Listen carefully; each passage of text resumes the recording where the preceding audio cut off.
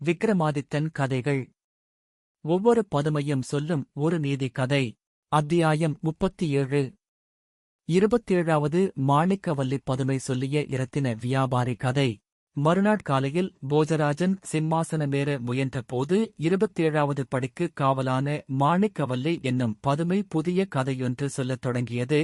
ஒருநாள் விக்ரமாதித்தனின் அரச சபைக்கு இரத்தின வியாபாரி ஒருவன் வந்தான். அரசனின் முன்பு விலையுயர்ந்த இரத்தினம் ஒன்றை எடுத்து வைத்தான். அதைக் கையிலெடுத்துப் பார்த்து அரசன் அளவற்ற மகிழ்ச்சி கொண்டான். அதைப் போன்ற இரத்தினத்தை அவன் இதற்கு முன்பு கண்டதில்லை. உடனே இரத்தின பரீட்சையில் தேர்ந்தவர்களை வரவழைத்தான். அறிஞர்களே, இந்த இரத்தினத்தை பாருங்கள். இது உண்மையானதுதானா அல்லது போலியா என்பதை பரீட்சித்துச் சொல்லுங்கள். உண்மையான இரத்தினமானால் இதற்கு மதிப்பு என்ன என்று அவர்களிடம் கேட்டான். அவர்களும் இரத்தினத்தை வாங்கி பரிசோதனை செய்து பார்த்தார்கள். பிறகு அரசனிடம், அரசே, இந்த இரத்தினம் விலை மதிப்பற்றது. இதற்கு என்ன மதிப்பிடுவதென்பதே யோசிக்க முடியாது என்றனர்.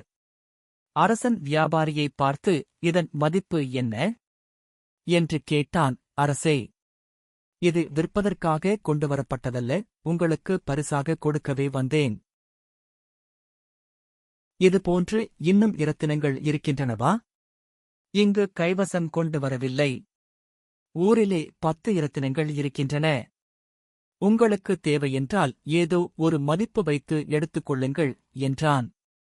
அரசனும் பரீட்சகர்களுடன் கலந்து இரத்தினத்திற்கு ஒரு குறிப்பிட்ட பொன் என்று மதிப்பு போட்டான்.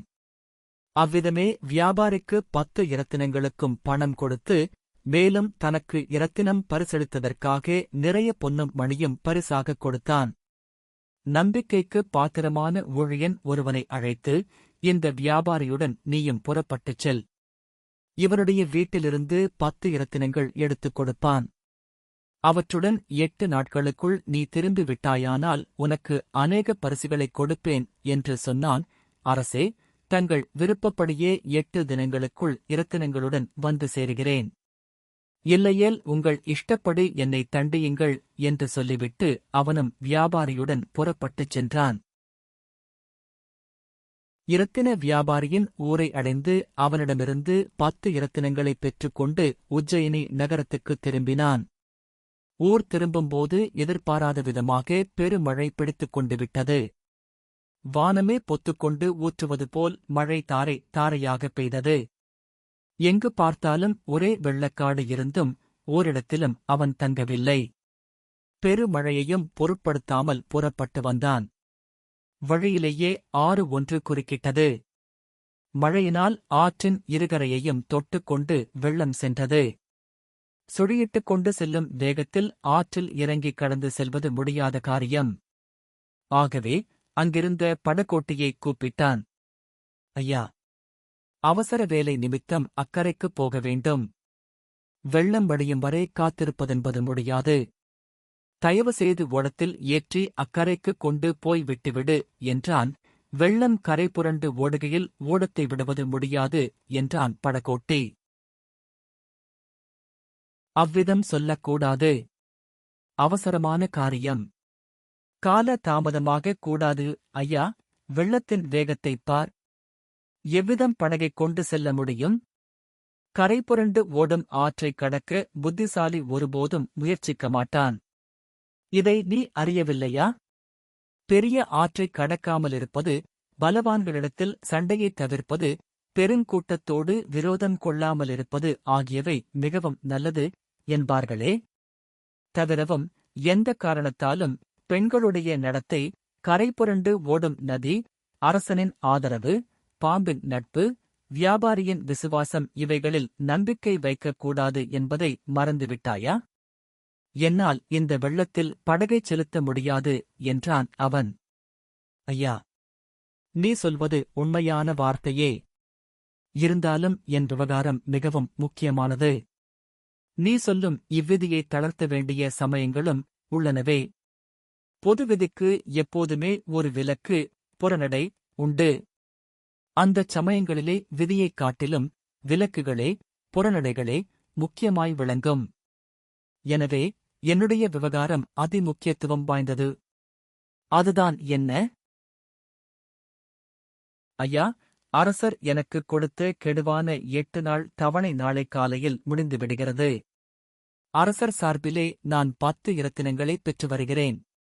நாளை காலையில் அரசனை அடைந்து இரத்தினங்களைக் கொடுத்துவிட வேண்டும். இல்லாவிட்டால் நான் ராஜ தண்டனைக்கு ஆளாக நேரிடும். அப்படியா விஷயம்? ஒரு நிபந்தனை மீது படகு விடத் படகில் செல்வது பாதி ஓடம் விடுவதென்பது உயிரைப் பணயம் வைப்பது போன்றதே. நான் உயிரிழந்து விட்டேனானால் என் மனைவி மக்கள் போகும் கதி என்ன? நீ கொண்டு செல்லும் 10 இரத்தினங்களில் 5 இரத்தினங்களை எனக்கு கொடுத்துவிடு. இதற்குச் சம்மதமானால் ஓடம் விடுகிறேன்.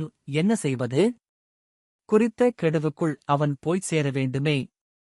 வேறு வழியின்றி 5 இரத்தினங்களை ஓடக்காரனிடம் கொடுத்துவிட்டான். அவனும் படகை அவிழ்த்து அதில் ஏற்றி அக்கரை கொண்டு சேர்த்தான். கரையிலிறங்கியதும் அவன் எங்கும் தங்கவில்லை. ஓட்டமும் நடையுமாக உஜ்ஜயினியை அடைந்து அரசனிடம் சென்றான். 5 இரத்தினங்களை அவரிடம் கொடுத்தான். என்ன இது? உன்னை 10 இரத்தினங்களை வாங்கி வரும்படி அனுப்பினேன். 5 இரத்தினங்கள் எங்கே?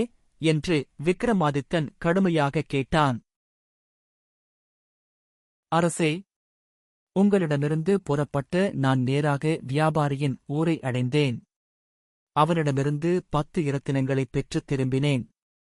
வழியிலே மழையினால் ஆற்றிலே வெள்ளம் போய்க் கொண்டிருந்தது. படகோட்டி படகு செலுத்த மறுத்துவிட்டான். வெள்ளம் வழிந்து வருவதென்பதற்கு நீண்ட நாள் பிடிக்கலாம். குறிப்பிட்ட கெடு தீர்ந்துவிடுவதற்குள் வந்துவிட வேண்டுமென்று ஓடக்காரனுக்கு 5 இரத்தினங்களை கொடுத்துவிட்டேன். கொடுத்த வாக்கைக் காப்பாற்றாவிட்டால் உங்கள் உத்தரவை உதாசீனப்படுத்தியவனாக ஆகிவிடுவேன். அரசரின் ஆணைகளை மீறுவது, அறிஞர்களுக்குரிய கௌரவத்தை அளிக்காமலிருப்பது, பெண்களை தனியே தூங்கவிடுவது ஆகியவை ஆயுதமின்றியே கொன்றுவிடுவதாகும். ஆதலால் நான் ஓடக்காரன் கேட்டு 5 இரத்தினங்களையும் கொடுத்துவிட்டேன் என்று பணிவுடன் தெரிவித்தான். அவன் வார்த்தைகளைக் கேட்டு கடுங்கோபம் கொள்வதற்கு மாறாக விக்ரமாதித்தன் மிகுந்த சந்தோஷம் கொண்டவனாய் மீதமிருந்த 5 இரத்தினங்களையும் அவனுக்கே கொடுத்துவிட்டான். இவ்வாறு பதுமை கதை சொல்லி முடித்தது. பொழுதும் அஸ்தமித்தது. போஜராஜனும் திரும்பிச் சென்றான். மேற்கூறிய கதை வடமொழி மூலத்தில் 5வது படைக்குக் காவலான அனங்கஜயா என்னும் பதுமை கூறியதாக உள்ளது. இந்த கதை இத்துடன் நிறைவடைந்தது. அடுத்த அத்தியாயத்தில் மீண்டும் சந்திப்போம். நன்றி.